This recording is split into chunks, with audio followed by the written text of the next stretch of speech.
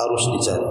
Kalau tidak, maka kita akan mendapatkan kecelakaan seumur hidup kita, di dunia kita dan di akhirat kita.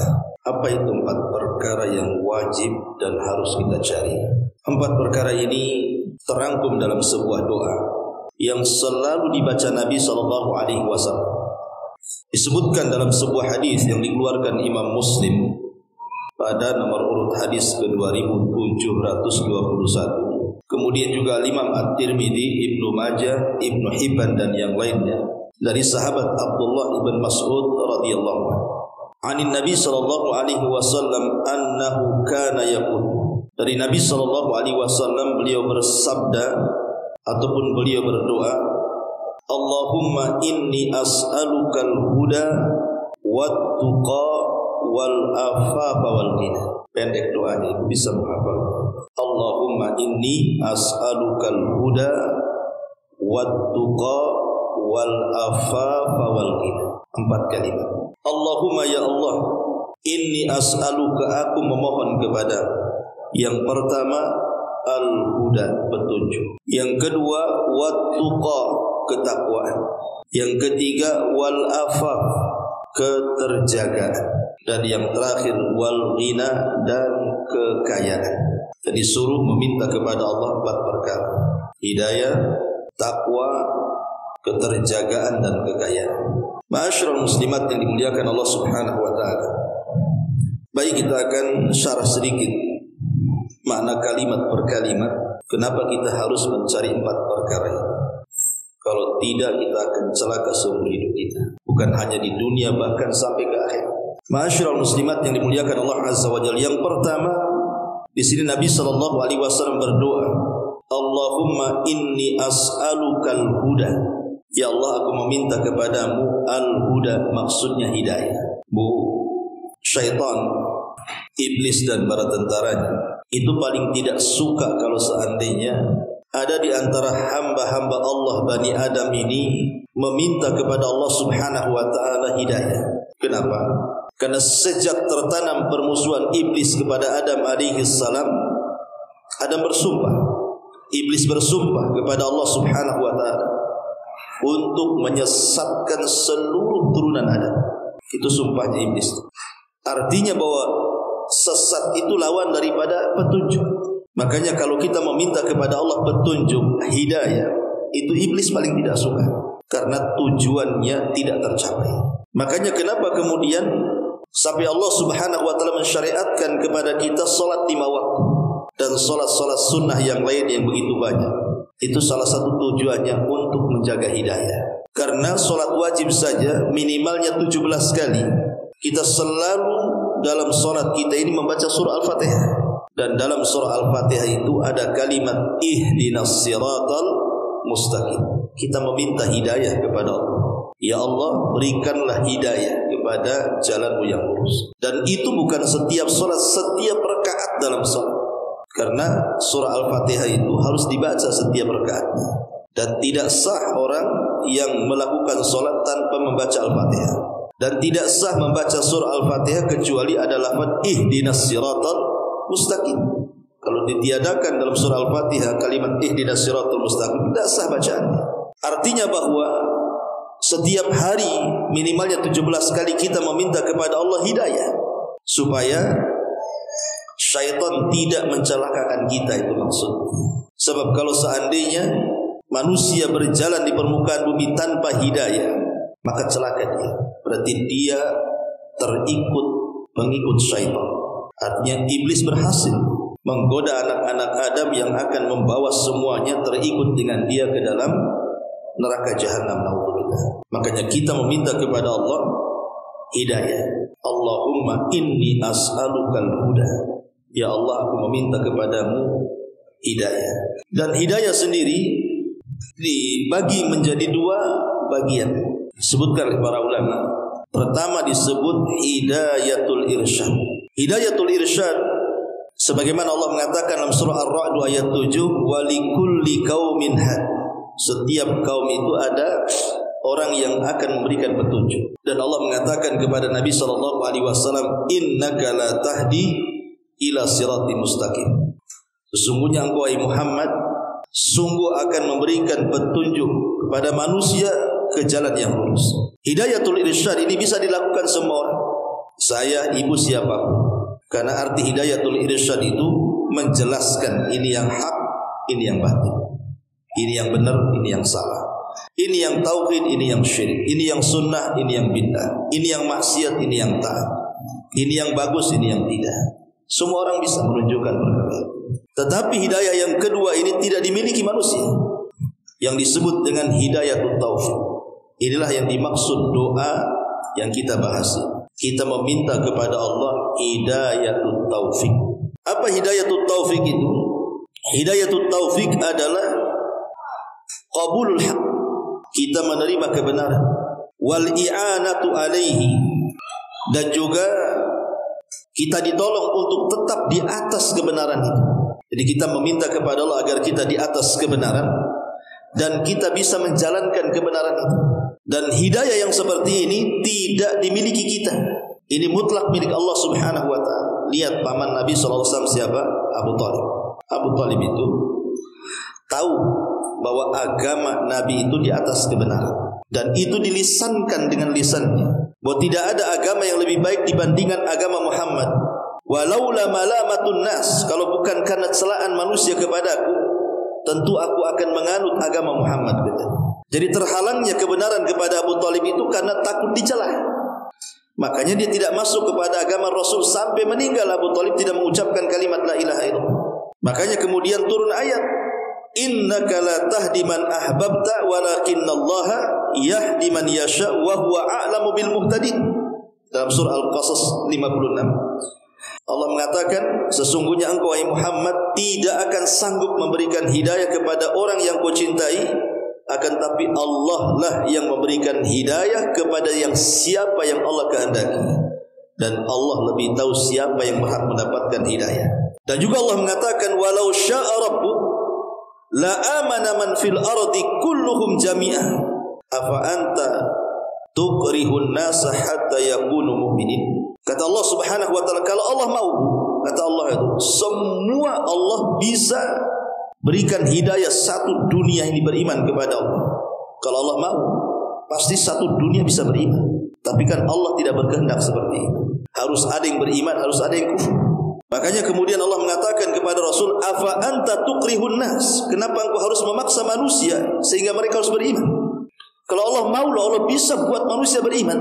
Jadi tidak perlu kau memaksa-maksa diri supaya orang itu beriman kepada Allah Azza wa Jalla. Cukup sampaikan saja kebenaran. Kalau mereka beriman, alhamdulillah. Kalaupun mereka tidak beriman, itu urusan dia dengan Allah Azza wa Jalla. Ma'asyiral muslimat yang dimuliakan Allah Subhanahu wa taala, maka dalam doa ini kita meminta kepada Allah agar Allah memberikan hidayah kepada kita. Dan inilah perkara yang harus ada dalam hidup kita, hidayah. Dan hidayah itu dicari, tidak datang sendiri.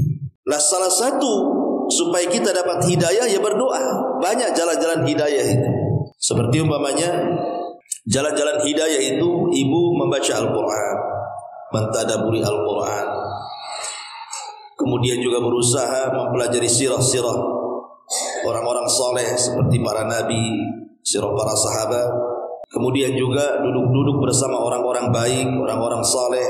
Kemudian berusaha untuk sungguh-sungguh melawan hawa nafsu supaya kita tetap di atas ketaatan, mengingat akhirat, menjaga sholat 5 waktu, berzikir, termasuk hadir di majelis taklim. Kan semua adalah jalan-jalan hidayah. Tetapi yang lebih besar daripada itu adalah berdoa. Doa kepada Allah, minta hidayah dengan lafaz yang diajarkan Rasul ini. Allahumma inni as'alukal huda. Ya Allah, aku meminta kepadamu, berikan hidayah kepadaku. Sebagian para ulama mengatakan bahwa konteks hidayah di dalam doa ini artinya adalah al-ilmu an-nafi'. Kita meminta kepada Allah ilmu yang bermanfaat. Jadi ketika kita katakan, ya Allah, aku meminta hidayah kepadamu, artinya ya Allah, berikan kepadaku ilmu, bukan hanya sekedar ilmu saja, tetapi ilmu yang bermanfaat. Karena banyak orang yang punya ilmu tidak manfaat ilmunya. Dan kedudukan ilmu sendiri di dalam Islam ini sangat agung. Makanya Nabi SAW tidak pernah meminta untuk ditambah kepada Allah Subhanahu wa taala kecuali tambahan ilmu. Rasul tidak pernah meminta tambahan harta, tambahan jabatan, tambahan kepemimpinan, tidak. Rasul tidak pernah meminta tambahan kepada Allah kecuali hanya ilmu yang diminta. Dan itu dijelaskan dalam Al-Quran, Rabbi zidni ilma. Ya Allah, tambahkan kepadaku ilmu. Kenapa Nabi SAW ini yang diminta supaya ditambahkan pengetahuan? Karena orang yang banyak pengetahuan itu bisa membedakan mana hak, mana batil, mana jalan yang bengkok, mana jalan yang lurus, mana yang ikhlas, mana yang tidak ikhlas. Tahu dia kalau orang punya pengetahuan, jangan lagi urusan dunia, urusan akhirat, urusan dunia saja. Orang yang punya ilmu itu berbeda pandangannya dengan orang jahil.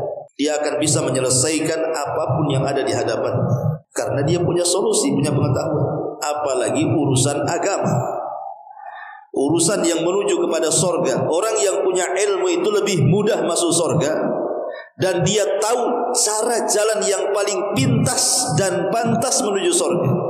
Kata Nabi SAW, man salaka tariqan yaltamisu fihi ilma, sahhalallahu bihi tariqan ilal jannah.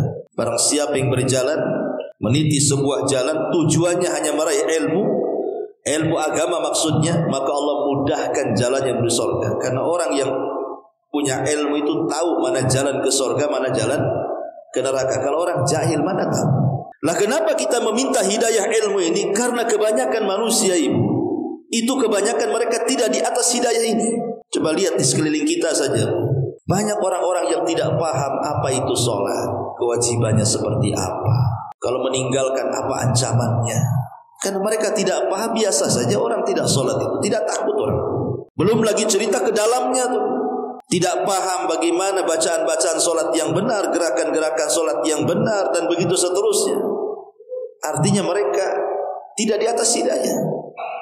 Nanti datang bulan Ramadan, masih ada yang tidak puasa. Yang puasa saja masih banyak yang melakukan dosa, ghibah, namimah, seolah-olah biasa saja, dianggap sah puasanya. Justru dengan dosa itu malah membatalkan puasanya, maksudnya secara pahala. Belum lagi yang lainnya kan, hukum masalah rumah tangga, talak, cerai, hulu, hukum waris, hukum nikah, dan macam-macam. Rata-rata manusia itu kalau kita lihat di sekeliling kita itu tidak di atas hidayah, tidak di atas ilmu. Padahal mereka harusnya berjalan di atas ilmu, karena mereka diciptakan itu hanya untuk beribadah kepada Allah. Wa ma khalaqtul jinna wal insa illa liya'budun.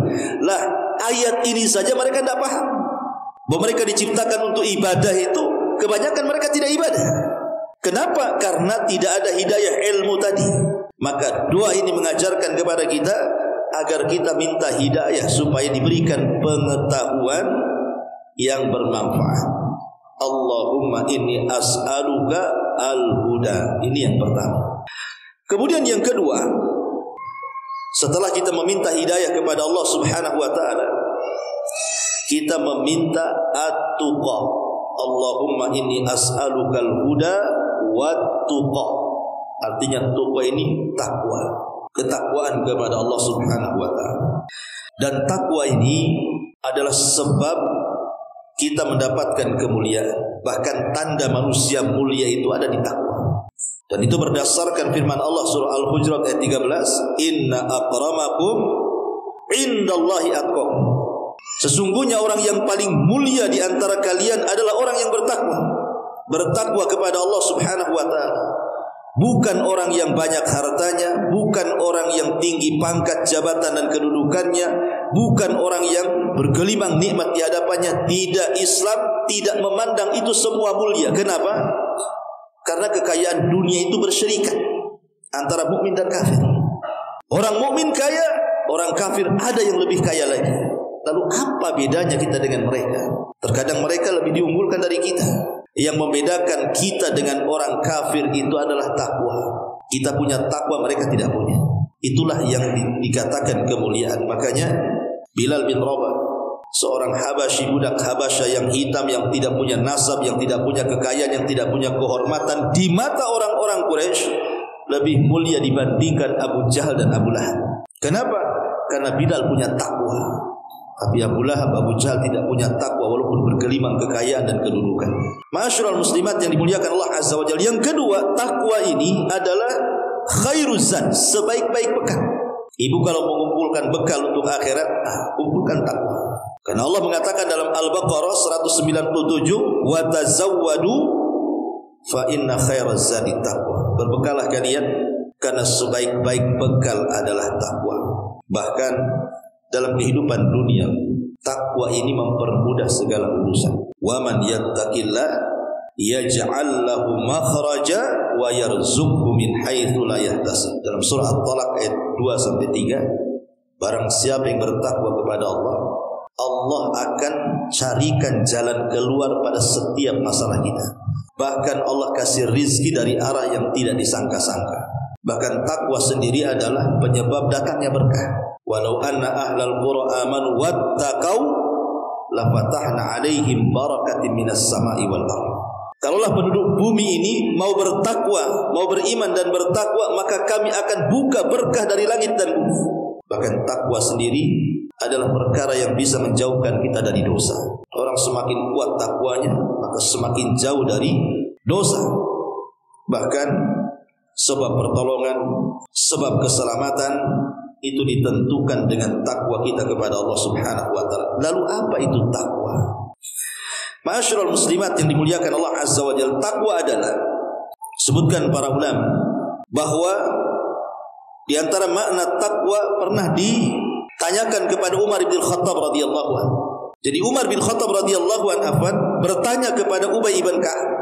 Umar bertanya kepada Ubay, "Wahai Ubay, apa itu takwa?" Maka kata Ubay bin Ka'ab, "Hal akhadta yawman tariqan dha syauqin ya Amiral Mukminin?" Pernahkah engkau satu hari melewati sebuah jalan, di jalan itu penuh dengan duri, penuh dengan paku, beling dan macam-macam lah bahasa. Kata Amirul Mukminin, "Na'am, ya tentu." Kemudian kata Ubay, "Fama amil tafi?" Lalu bagaimana cara engkau melewati jalan yang penuh dengan duri, beling, paku macam-macam itu? Maka kata Umar, "Tashammartu wa hadartu." Tentu aku akan menyingsingkan bajuku dan aku akan melangkah hati-hati. Maka kata Ubay bin Ka'ab, "Fadzaka taqwa ya Amirul Mukminin." Itulah makna takwa wahai Amirul Mukminin. Jadi makna takwa itu dikiaskan oleh Ubay bin Ka'ab. Kalau ibu jalan di sebuah jalan, di sana ada beling, di sini ada paku, di situ ada duri, tentu ibu akan hati-hati, jangan sampai menginjak paku, jangan sampai menginjak beling, jangan sampai menginjak duri. Ya. Lah paku, duri, beling atau yang semacamnya yang menghalangi kita jalan itu maksudnya adalah keharaman Allah. Karena dibalik melakukan yang haram itu neraka masalahnya. Jadi kita hati-hati dalam berjalan di atas muka bumi ini. Jangan lakukan ini haram. Yang itu haram, yang ini haram. Oh tak boleh. Ini dosa, ini mungkar. Dia hati-hati. Karena hakikat takwa sendiri adalah menjalankan perintah dan menjauhi larangan. Bahkan Ali radhiyallahu an lebih luas lagi memaknai makna takwa.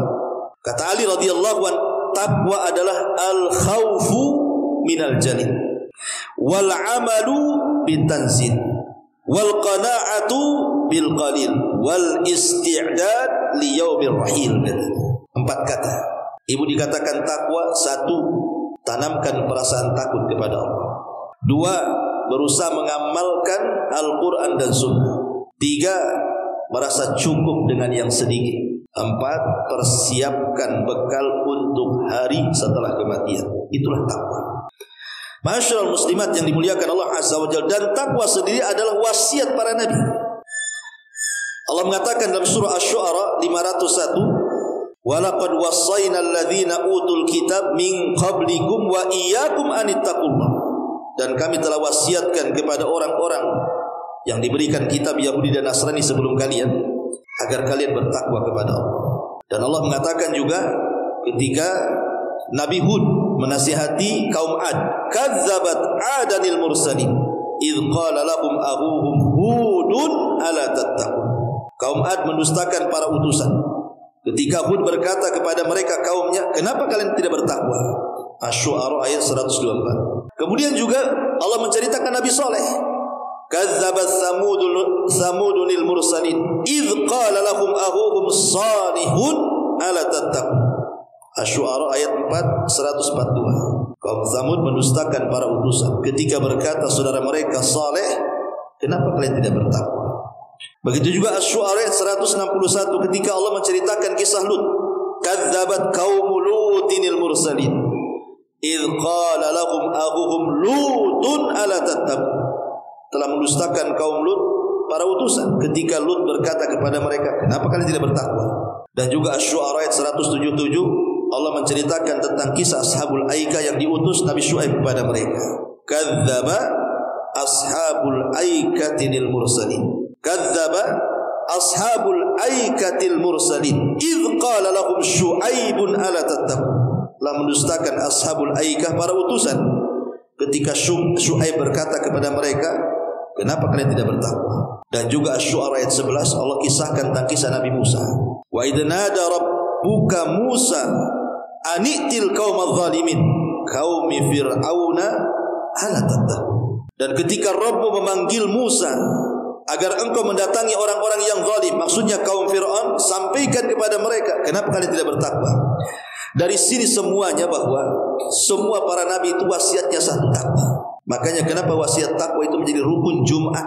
Setiap khatib kalau naik Jumat, maka yang pertama kali khatib akan menyampaikan ittaqullah, bertakwalah kalian kepada Allah Subhanahu wa taala. Tetapi yang dimaksud takwa dalam konteks doa yang kita baca ini, Allahumma inni as'alukal huda wat tuqa. Tadi kalau huda artinya ilmu yang manfaat, kalau tuqa takwa di sini artinya amal yang saleh. Artinya di sini Rasul ingin menjelaskan tentang buah daripada petunjuk. Buah daripada petunjuk adalah takwa, itu maksudnya. Buah daripada ilmu yang bermanfaat artinya amal yang saleh. Ini yang kedua. Kemudian yang ketiga, Allahumma inni as'alukal huda wat tuqa wal afaf. Apa arti afaf? Keterjagaan. Maksudnya kita meminta kepada Allah agar kita dijaga dari apa? Pertama, dijaga agama kita. Minta kepada Allah agar agama kita dijaga. Yang kedua, minta kepada Allah agar akhlak kita dijaga. Jadi afaf itu artinya kita meminta kepada Allah agar agama kita dijaga Allah. Jangan sampai kemudian kita mencacati agama kita, atau jangan sampai kita mencacati akhlak kita sehingga kita tidak punya perasaan malu. Ma'asyiral muslimat yang dimuliakan Allah Azza wa Jalla, cerita tentang afaf ataupun iffah. Afaf ataupun iffah, apa maknanya? Afaf ini artinya kita meminta kepada Allah Subhanahu wa taala. Sebelumnya saya jelaskan dulu tentang keutamaannya, baru kita bentangkan apa makna. Pertama, orang yang menjaga dirinya, baik agama atau akhlaknya, maka mereka adalah orang-orang yang akan mendapatkan naungan kelak di hari yang tidak ada naungan kecuali naungan Allah. Sab'atun yudhilluhumullahu fi dhillihi yauma la dhilla illa dhilluh. 7 kelompok tidak akan mendapatkan naungan di hari yang tidak ada naungan kecuali naungan Allah. Salah satunya siapa? Wa rajulun talabathu imra'atu dzatu mansibin wa jamalin wa qala inni akhafu. Seorang laki-laki yang diminta oleh seorang wanita. Wanita ini punya kedudukan dan cantik. Laki-laki ini dirayu untuk berzina dengan perempuan itu. Tapi kemudian laki-laki ini tidak mau dan mengatakan, aku takut kepada Allah. Berarti dia menjaga agamanya. Begitu juga seorang wanita, kalau dirayu oleh perempuan kemudian dia tidak melayan dan mengatakan aku takut kepada Allah, berarti wanita itu telah menjaga agamanya. Maka dia akan mendapatkan naungan di hari yang tidak ada naungan kecuali naungan Allah. Yang kedua, maka Allah Subhanahu wa taala menjanjikan pertolongan kepada orang-orang yang afaf, orang yang minta supaya agamanya dijaga dan kehormatannya dijaga.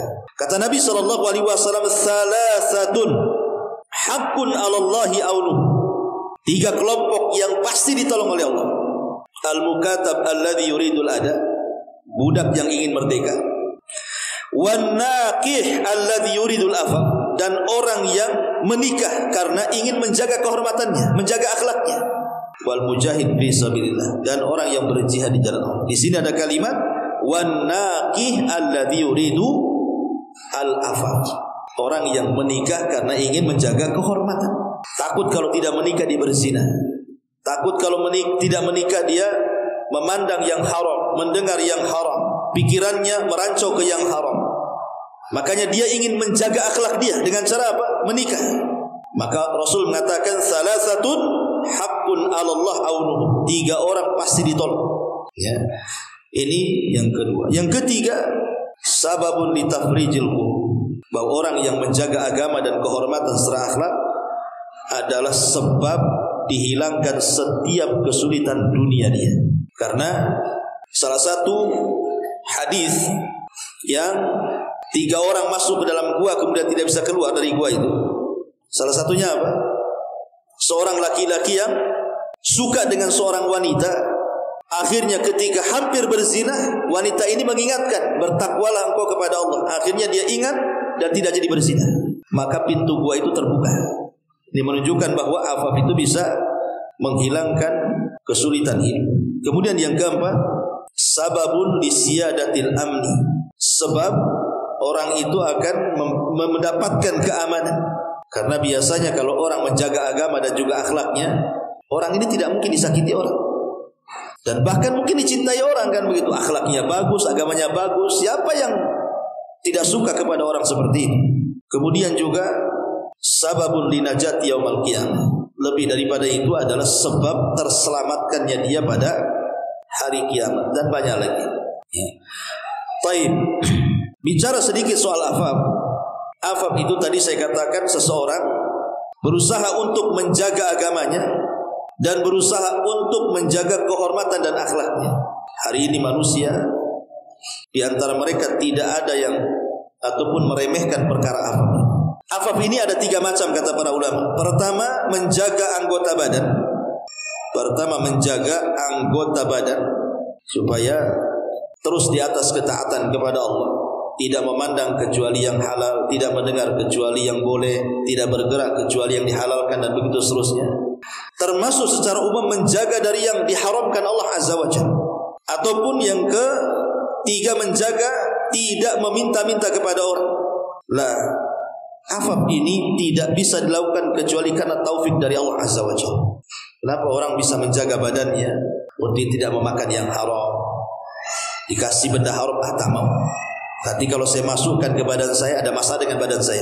Makanya Abu Bakar Siddiq radhiyallahu anhu ketika memakan kurma yang dihadiahkan oleh mantan budak yang dimerdekakan, setelah dimakan Abu Bakar bertanya, kau dapat kurma dari mana? Dia mengatakan, ini atakahan, aku pura-pura jadi dukun. Ya ini upahnya. Oh, Abu Bakar marah. Akhirnya memasukkan jarinya ke mulut supaya dimuntahkan tuh isinya. Sampai orang-orang mengatakan, ya Abu Bakar, kenapa kau lakukan itu? Sampai kau muntah-muntah, nanti nyawamu keluar dari situ. Pun Abu Bakar, kalaupun nyawaku harus keluar, tidak ada masalah. Yang penting Abu Bakar dan keluarga tidak memasukkan benda-benda haram ke dalam badannya. Karena pasti akan berpengaruh kepada badan kita ini.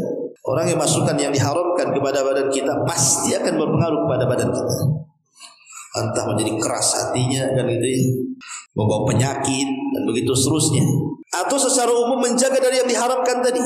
Tidak melangkah ke tempat yang haram, tidak mengambil sesuatu yang haram, tidak melakukan sesuatu yang haram, tidak berzina, tidak minum khamr, tidak berjudi, tidak menggibah, tidak menghina, tidak namimah dan begitu seterusnya. Berusaha dia jaga agamanya. Ataupun lebih daripada itu adalah menjaga tidak meminta-minta. Dan konteks hadis ini adalah yang ketiga. Jadi ketika kita meminta kepada Allah, Allahumma inni as'alukal huda. Ya Allah, aku meminta petunjuk kepadamu. Secara khusus makna huda di sini tadi apa? Ilmu yang bermanfaat. Kemudian yang kedua, wattaqwa. Takwa secara umum, tapi secara khusus maknanya bisa mengamalkan ilmu yang bermanfaat dengan amal soleh. Kemudian yang ketiga, al-afaf. Artinya minta kepada Allah jangan sampai kita menjadi peminta-minta. Artinya apa? Disuruh qanaah. Jadi afaf di sini artinya disuruh qanaah. Redha dengan pemberian Allah. Sedikit banyak dua-duanya kita ucapkan alhamdulillah. Karena pemberian Allah itu pemberian terbaik. Tidak ada yang memberi dengan pemberian terbaik itu kecuali Allah. Allah tahu kalau kita diberikan kekayaan kita akan melampau. Makanya sengaja Allah tidak memberikan kekayaan. Allah tahu kenapa Allah tidak memiskinkan. Sebab kalau dia miskin bisa kufur. Jadi Allah itu maha tahu. Makanya kemudian kita harus qanaah dengan pemberian Allah. Karena Allah yang tahu kemaslahatan kita kan. Betapa banyak orang-orang yang dulunya miskin kemudian jadi kaya, akhirnya melampaui batas. Rupanya kekayaan adalah rahasia bejatnya orang itu. Kalla innal insana la yatgha an ra'ahus taghna. Terkadang manusia itu mudah melampaui batas ketika dibukakan kekayaan kepadanya. Makanya orang-orang yang merasa cukup dengan pemberian Allah, maka orang yang seperti ini akan melahirkan banyak akhlak yang luar biasa. Pertama, ketenangan jiwa. Orang yang redha dengan pemberian Allah itu hidupnya tenang. Hidupnya tenang. Dan orang yang tidak terima dengan pemberian Allah hidupnya tersiksa. Kenapa orang itu kayak gini? Kenapa saya seperti ini? Kesiksa.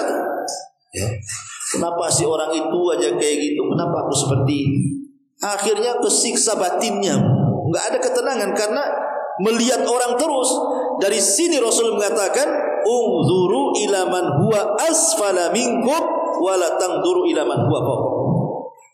Lihat, jangan pernah lihat ke atas, lihat ke bawah supaya qanaah. Sebab kalau kita lihat ke atas, yang lebih atas dari kita secara dunia, capek leher kita. Enak kali ya orang itu bangun rumah, sesi kontrak terus ini. Kapan kayak gini katanya? Enggak tenang orang ini karena ya tadi tidak afaf tadi. Kemudian juga lahir tawakal yang kuat kepada Allah Subhanahu wa taala. Kalau orang sudah qanaah biasanya dia tawakal. Tawakalnya kuat. Ketergantungan dia kepada Allah Subhanahu wa taala lebih kuat. Dan dia yakin bahwa kondisi yang ia hadapi itu lebih baik bagi dia di hadapan Allah Subhanahu wa taala. Kemudian juga akan melahirkan syukur.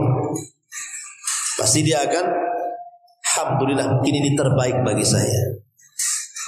Dan juga lebih daripada itu melahirkan sabar. Ya. Melahirkan ketenangan jiwa, melahirkan tawakal, melahirkan syukur dan melahirkan sabar. Itu buah daripada afaf. Dan yang terakhir, Nabi SAW meminta kepada Allah apa? Al-ghina. Al-ghina itu artinya kekayaan. Apa maksudnya kekayaan di sini? Maksudnya kekayaan di sini bukan kekayaan yang ma'ruf, punya rumah besar, punya mobil bagus, punya tanah luas, rekeningnya gendut dan begitu saja. Bukan. Ya. Yang dimaksud kekayaan dalam doa di sini adalah sebagaimana hadis Nabi sallallahu alaihi wasallam, laisal ghina an kathratil aradi wa innamal ghina ghina nafsi. Bukanlah orang kaya itu yang banyak harta, duit, rumah, mobil, bukan, kata Nabi. Tapi yang dimaksud orang kaya itu yang kaya hatinya. Jadi kita meminta kepada Allah agar diberikan kekayaan dalam hati. Karena semiskin-miskinnya manusia, kalau hatinya kaya, Bu, dia pasti kaya. Tapi sekaya-kayanya manusia walaupun bergelimang harta dunia, tapi kalau hatinya miskin maka dia miskin. Kenapa? Karena kalau orang kaya hatinya miskin, dia akan tomak. Tahu tomak?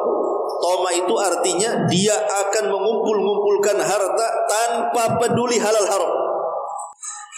Hartanya sudah banyak, tapi hatinya miskin, maka dia akan terus mencari dan mengumpul-ngumpulkan harta. Jama'a malahu wa addada yahsabu anna malahu akhlada. Dia kumpul-kumpul harta, dia hitung-hitung harta, dia sangka itulah akan mengekalkan hidupnya. Masalahnya dia tidak peduli harta itu dari mana dia dapat. Persis seperti sabda Rasul, sayati alaikum zaman la yubalil mar'u bima akhadal mal. Akan datang zamannya kepada kalian di mana orang tidak peduli cara mengambil harta, apakah dari jalur haram ataukah dari jalur halal. Enggak peduli karena tidak pernah qanaah hidupnya tadi. Hidupnya tomak gitu ya. Makanya dia akan terus mencari.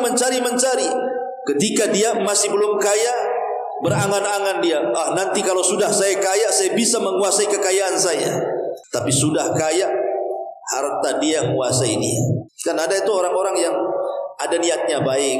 Ustaz, kalau usaha saya lancar, doakanlah. Nanti dengan kekayaan saya bisa nyumbang masjid, nyumbang pesantren, nyumbang ini, nyumbang itu, bantu ini, bantu itu, macam-macam. Itu belum kaya, Bu. Ya, dia ngomong gitu tuh.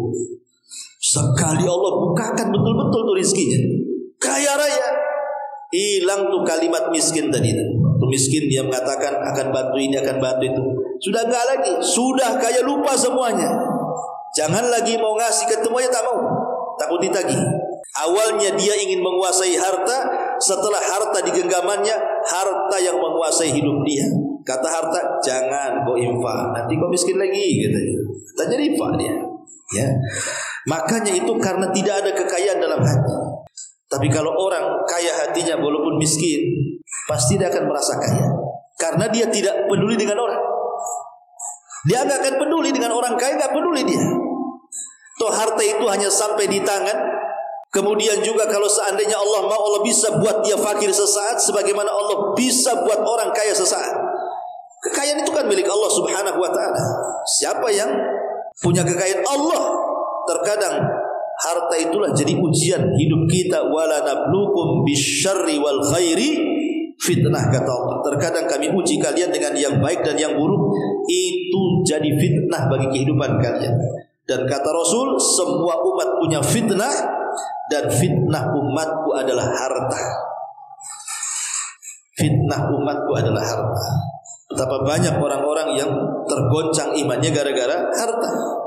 Nikah dengan orang non-muslim karena dia kaya padahal beda agama, nggak apa-apa. Tahu-tahu akhirnya pindah agama karena tidak punya kekayaan dalam hatinya. Dia tergiur dengan kekayaan kan, dengan ketampanan, dengan kegantengan, dengan kecantikan, dijualnya hati dia. Ya, makanya di sini 4 perkara ini minta kepada Allah. Allahumma inni as'aluka al-huda wat-tuqa wal-afafa wal-ghina. Kan pendek itu doanya. Allahumma inni as'aluka al-huda wat-tuqa wal-afaf wal-ghina. Inilah 4 perkara cari. Ya. Kalau tidak, maka kita akan celaka seumur hidup kita, bukan dunia kita saja, seakhirat-akhirat kita, kalau tidak punya 4 perkara ini. Wallahu a'lam bishawab. Ya, sampai di sini.